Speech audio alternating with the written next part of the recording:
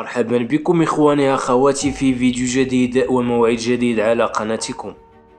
اليوم بإذن الله سنتعرف على موعد وتوقيت والقنوات الناقلة لمباراة الجزائر ضد غينيا في بطولة إفريقيا للمحليين.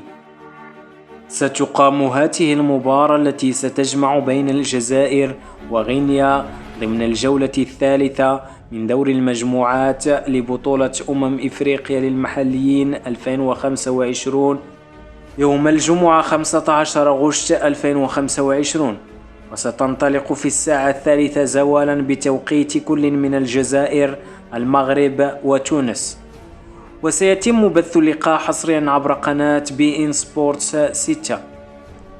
وسيتولى التعليق على هذه المباراة المعلق الرياضي الكبير محمد مبروكي. دمتم سالمين.